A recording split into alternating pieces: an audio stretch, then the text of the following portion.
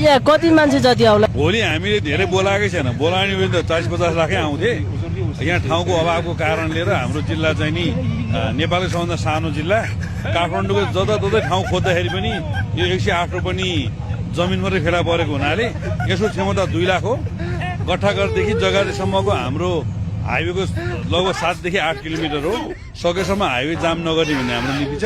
त्यसमा चाहिँ भोलि हामीले 5 लाख मान्छे यहाँ उतार्दैछौँ र तपाईहरुलाई सुन्दर नगरी भक्तपुरमा म हार्दिक स्वागत गर्दछु।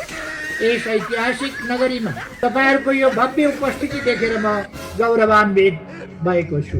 सम्झिरहेको छु 3 महिना अगाडिका ती कहली लाग्दा दिनहरू, जति बेला देश आतताईहरूबाट जलाइरहेको एउटा भाष्य निर्माण गर्ने कोसिस भइरहेको थियो। पुराना पार्टीहरू सकिए, पुराना नेताहरूका दिन गए, नेकपा एमालेको सान्दर्भिकता समाप्त भयो। यस्तो भाष्य खडा गर्न खोजियो।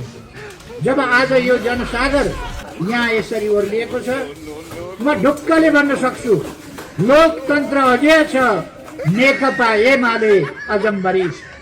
मङ्सिरको चिसो सिरेटो पन्छाउँदै यहाँ आउने हुने तपाईहरू सबैलाई फेरि पनि हार्दिक स्वागत गर्दछु।